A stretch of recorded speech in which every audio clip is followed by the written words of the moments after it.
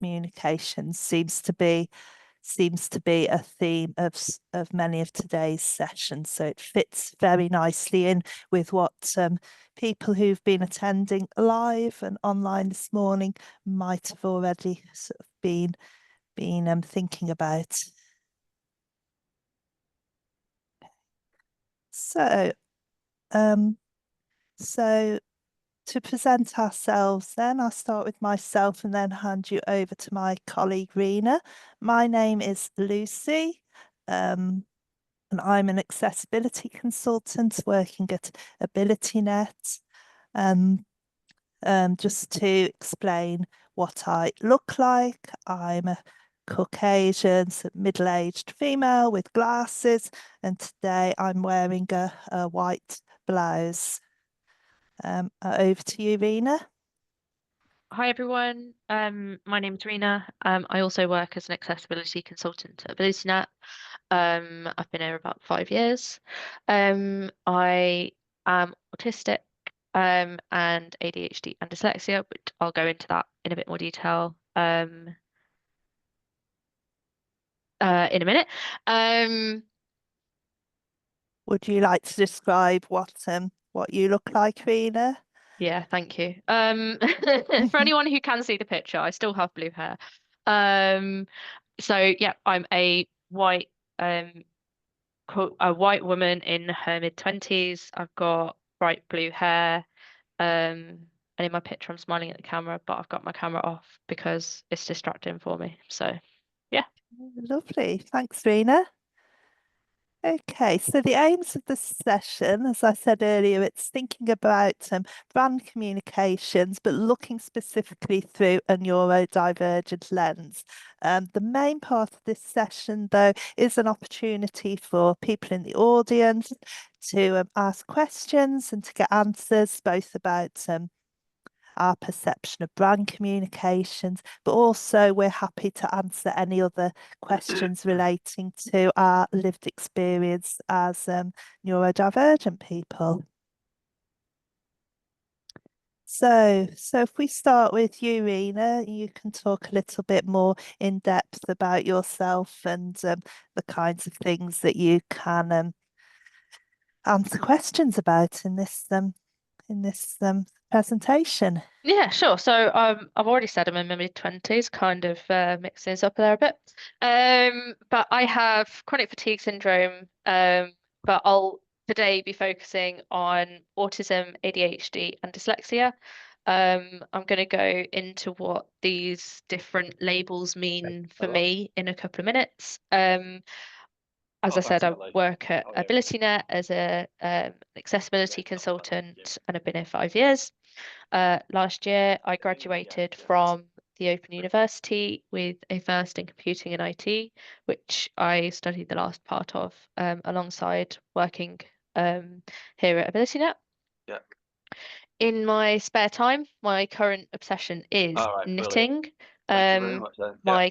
current Yeah, project we'll is shown be on over this on. slide, No, although never I am take Sorry, over. Yeah, Rina, further can on. I just interrupt a moment, Aye. please? I think Matt, could you put yourself cheers, on buddy. mute, please? So I can hear voices coming through. That's better, thanks. Sorry, Rina, off you go. Yeah.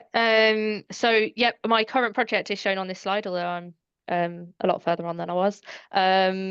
It's going to be a large semicircular shawl in neon yarns. So the colours are yellow, green, orange, pink, and purple. It kind of goes along with my bright hair. So yeah, that's me. Yeah. My first question, Rina, actually, is are you going to change your hair colour to match your knitting project? No, I don't No. ever want to change my hair colour. Okay. My Thank you. hairdresser might say something different when it starts falling out, but no. Thank you. Okay, so a bit about kind of what dyslexia means for me. Just a short kind of intro in case people are not not too sure, dyslexia is a specific learning difficulty or difference. It affects reading, writing, organization, and processing and retaining information. It affects everyone differently, so it's really important to understand specific challenges that each person experiences, especially if you're trying to support that person. A common stereotype for people with dyslexia is words moving around on the page when they read. And some people do experience this, but there are also people with dyslexia for whom this does not occur, um, like myself. So similarly, I'll never win a spelling competition, but I can spell most of the time. And typical kind of autocorrect works quite well for me in terms of catching the things that I do spell incorrectly. My difficulties are primarily around kind of reading and retaining information, as well as like reduced processing speeds. It can mean that I read a lot slower than my peers, and I often have to read content 3 or 4 times before I've processed the information fully and put it away. I'm also very disorganized, often forgetting birthdays, anniversaries, appointments. Anytime I'm given instructions, I try and get them written down. Otherwise, there's a pretty good chance I'm going to forget pretty much all of it. And as you'll see over the next couple of slides as well, some of these challenges can be attributed to multiple kind of diagnoses or labels. So it can be quite difficult to pick apart what is and isn't certain things. Next slide, please. Thank you. So autism is a lifelong developmental disability. It affects how people communicate and interact with the world. Just like with dyslexia, everyone's experience of autism is different, which I'm sure you'll get from this session today between me and Lucy. Even people within the same family can have different kind of autistic profiles, strengths, weaknesses, that sort of thing. For me, some of the things that my autism means for me include social challenges. So it can impact how I interact and communicate with other people, as well as my ability to understand and read kind of unwritten social context, such as body language, facial expressions, unwritten social rules. I need a routine to follow, even if I'm not very good at following it sometimes. Thank you, ADHD. But this helps me know what to expect. It reduces my anxiety around unexpected events. I'll often use kind of repetitive movements called stimming to help calm myself down when I experience kind of heightened emotions, but both good and bad. Just because I'm stimming doesn't mean I'm like super stressed out. I could be really happy. Um, I experience sensory challenges every day. Smells, lights, touches, sounds, foods, all of these things. I can get really overwhelmed by kind of loud noises and bright lights. Um, Less than perfect clothing, smells, food textures can kind of tip me over the edge into sensory overload if I'm already struggling. Sensory overload is where sensory information in your brain is receiving too much kind of information and you get overwhelmed trying to process all of it. Um, Often to recover, I need to remove myself from the situation so my brain can catch up.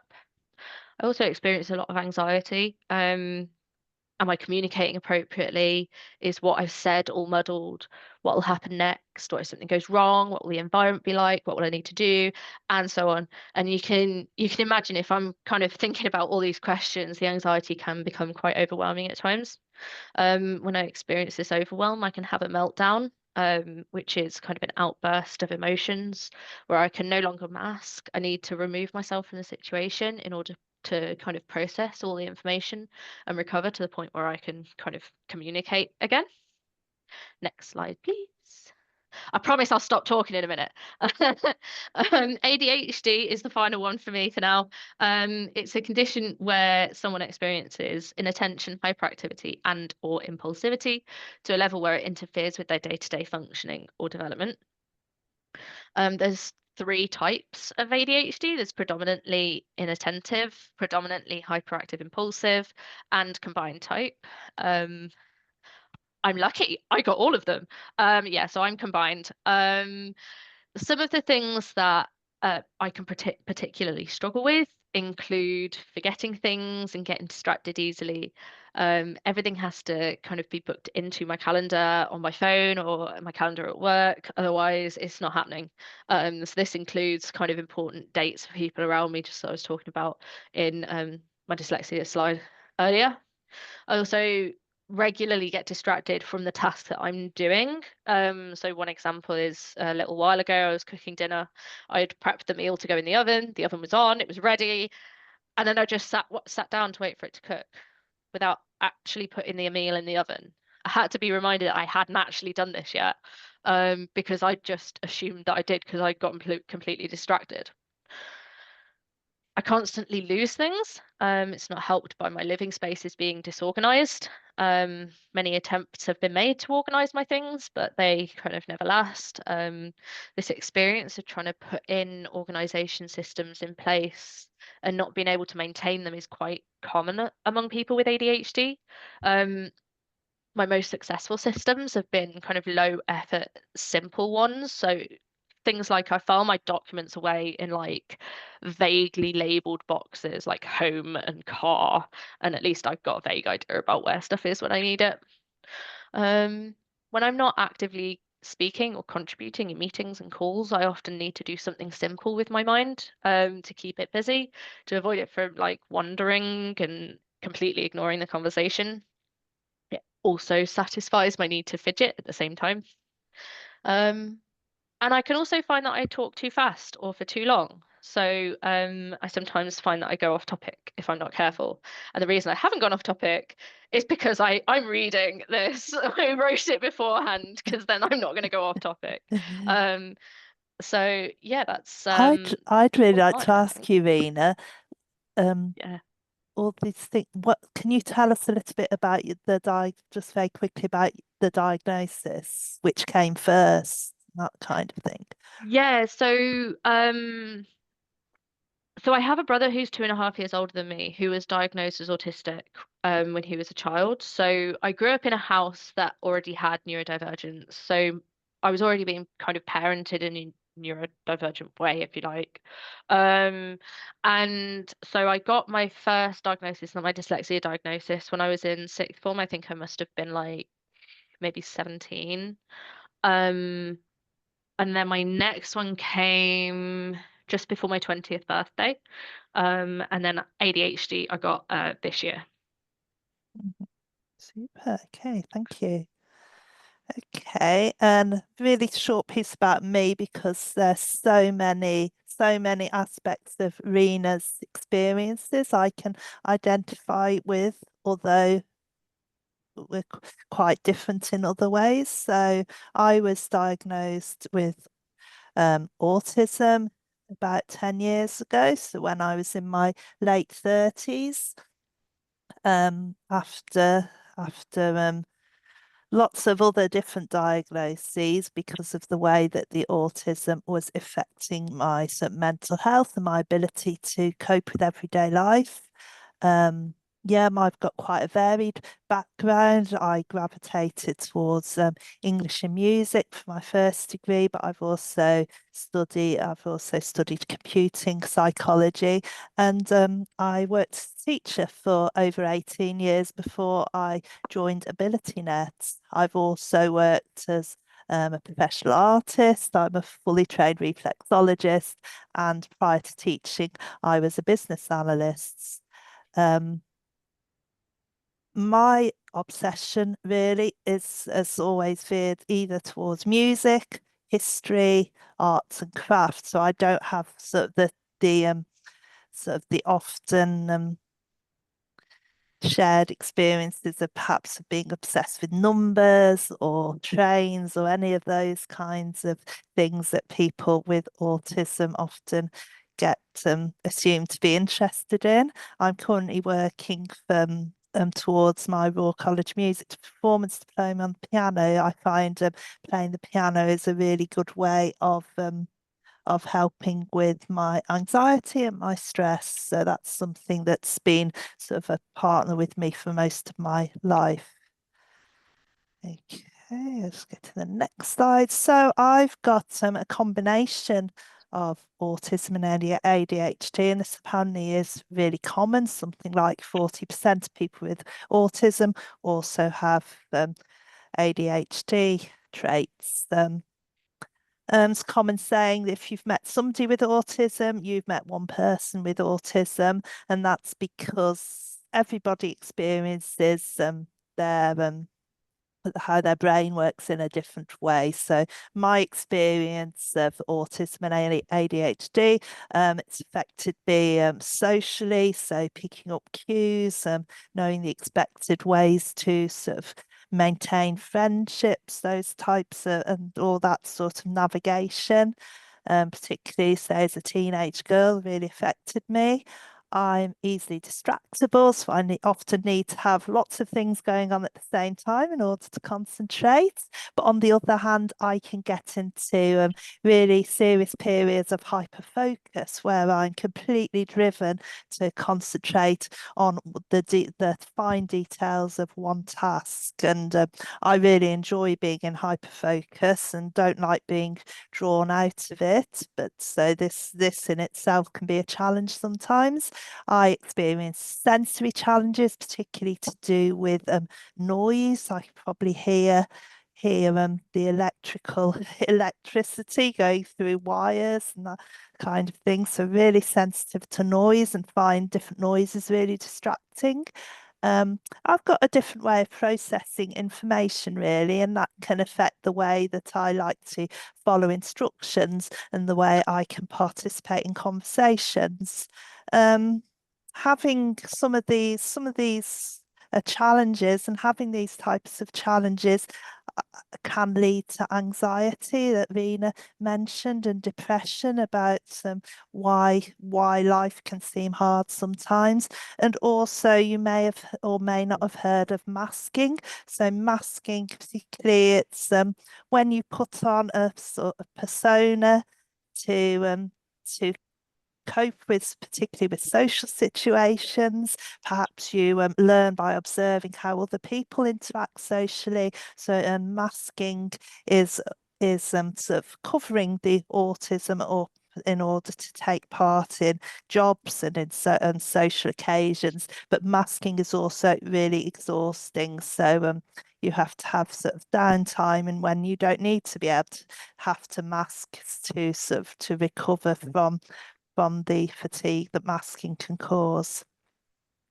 Okay, so that leads quite nicely on to spoon theory, Rina. So would you like to introduce this, please? Yeah, so spoon theory. I'm going to go through spoon theory and fork theory. Just a kind of short overview. Mostly because in our answering of questions in a minute, we're likely to mention either one or both of them. So I didn't want to leave people kind of unsure about what we were talking about. So spoon theory is a theory that was originally used to help explain kind of chronic illnesses, that I think works really well for neurodivergence as well, because it's tiring living in a world that isn't made for you and doesn't make sense. All that masking that Lucy was talking about, and it can get kind of super difficult to kind of just do simple tasks. The basis of spoon theory is that you have a set number of spoons each day. Everything you do reduces the number you have left. So this is thinking about like all the things that you do: eating, washing, brushing your teeth, getting out of bed, getting dressed. The list goes on. It's not just, oh yeah, I've got to go to work. It's like literally every tiny little thing. And each of these costs spoons. The number will vary from person to person. So, for example, for you, brushing your teeth might take 1 spoon. But for me, because of the sensory challenges I experience, it can take 4 or 5, depending on what toothpaste I use and whether my routine has been disturbed.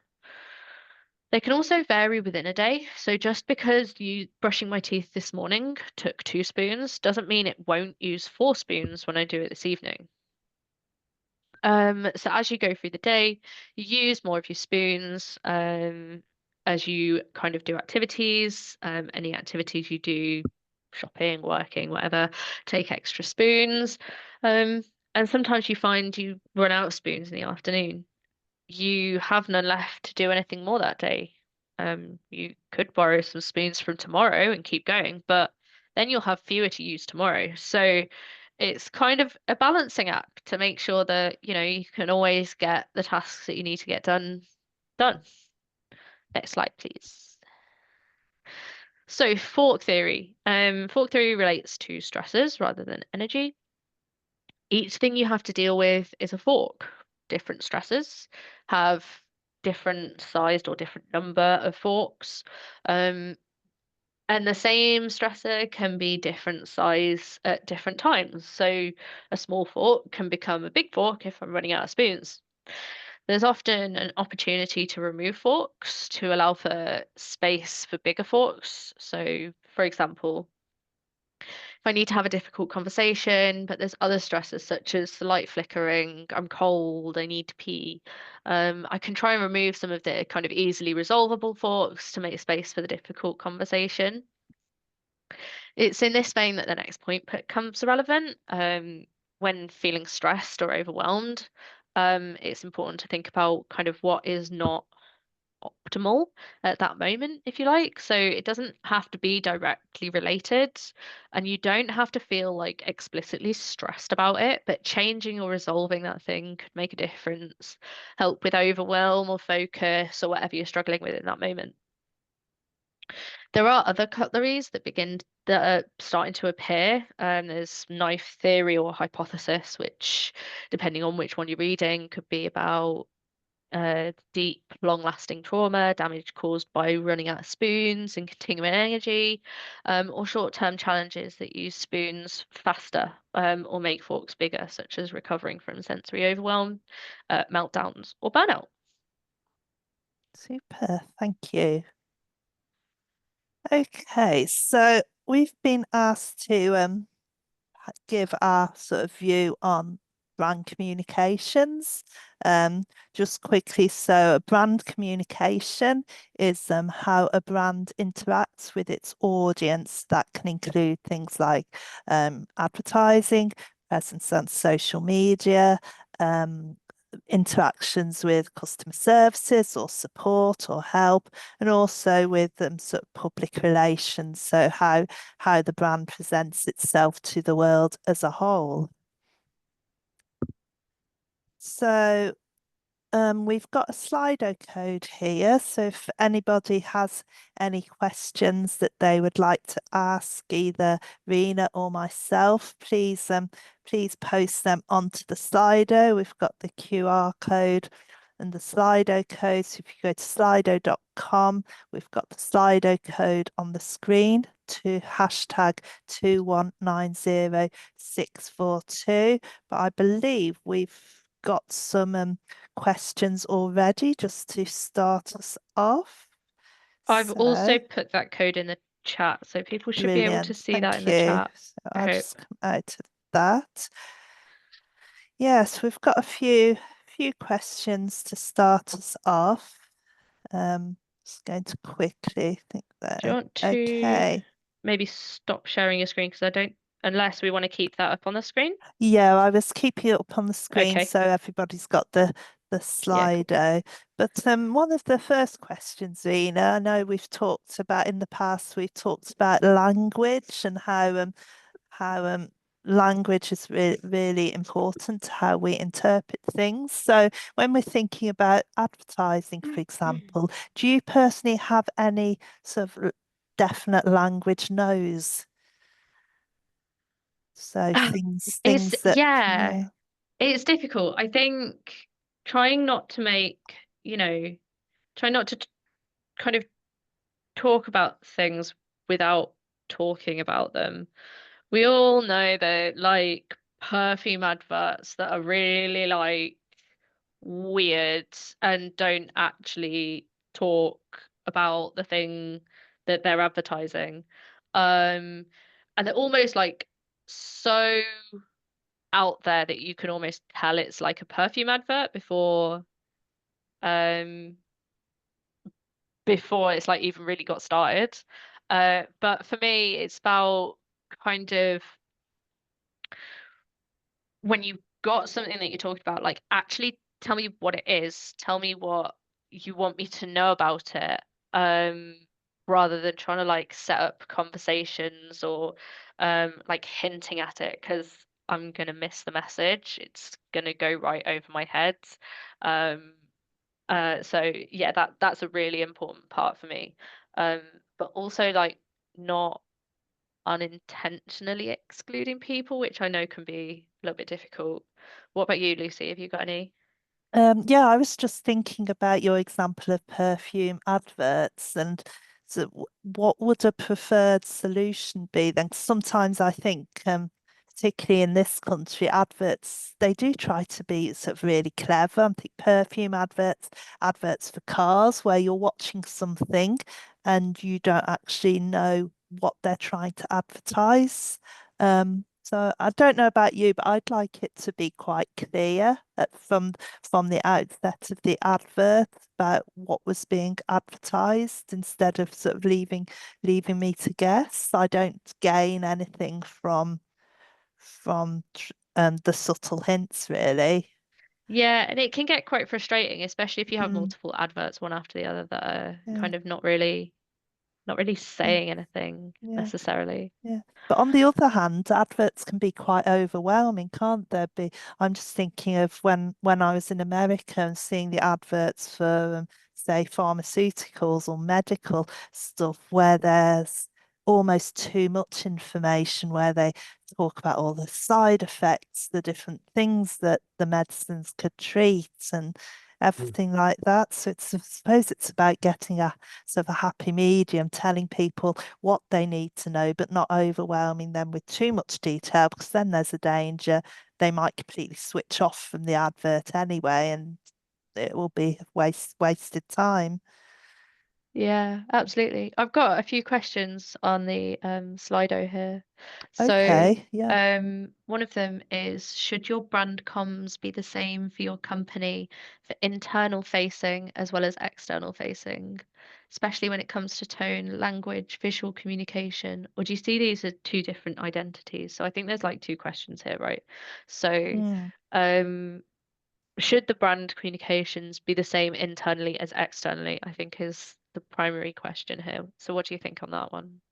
So you're thinking about people, sort of employees then. So often people aren't, it's not obvious how someone's brain works. So I think ideally any sort of communications for internal people would be as inclusive as if you were outward facing. So by inclusive, I suppose thinking about the things that neurodivergent people may find challenging, like we're thinking about things like use of colour and movements that can perhaps be too much in a sensory way, thinking about using very clear language. And it's just as important that brands are inclusive for the people working within a company, I suppose, as they were for an outward facing audience.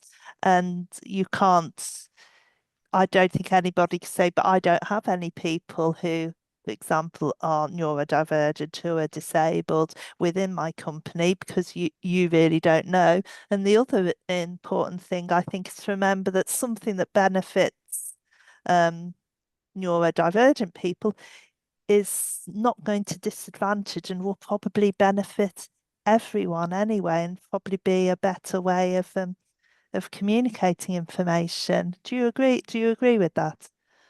Yeah, I think for me, um, I think the way that you kind of communicate the brand, that you talk about, what you're doing, the way that you advertise things, I think being consistent for me is really important.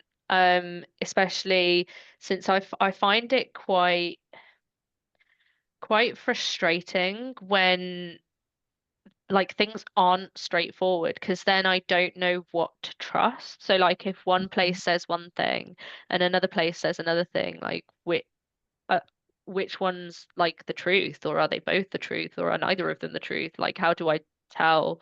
Um, which appreciate if you just give one message, it doesn't necessarily mean that it's the truth, but Yeah. it kind of it. kind of to a certain extent reduces that like that cognitive load of trying to work out, okay, what is the most important thing that's being Mm. said here? Um, you know, what should I be communicating with other people about? That sort of stuff, I think is really important as Yeah. well.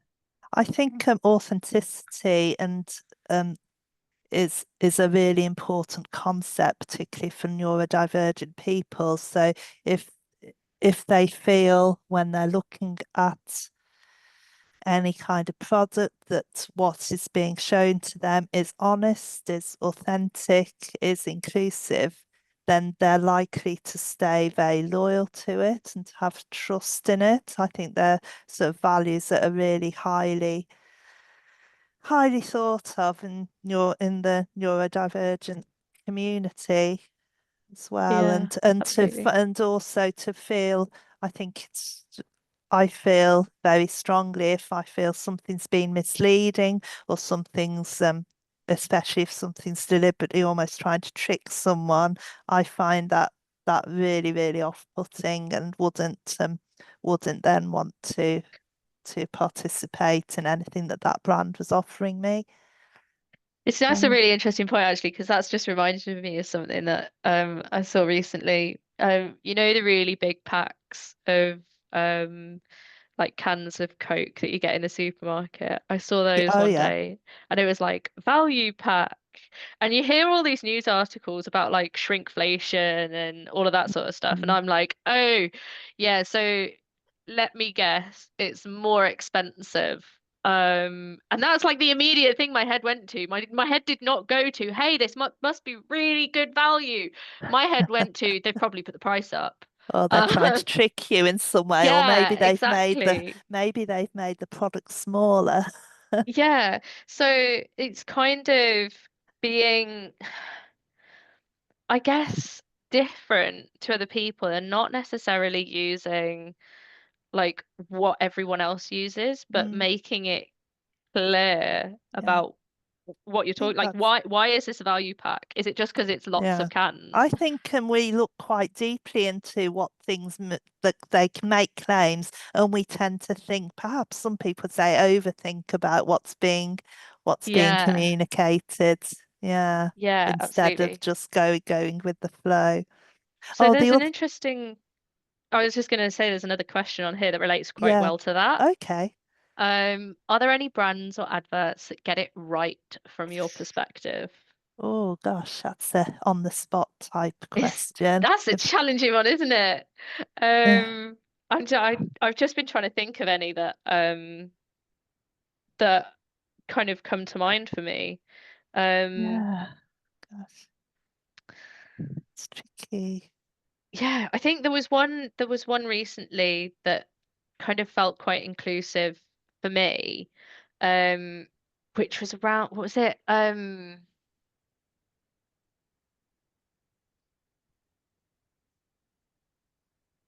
Oh, that was it. It was I saw it recently. It was Virgin Atlantic. Mm. And it was about kind of everyone's different and being different is like valid.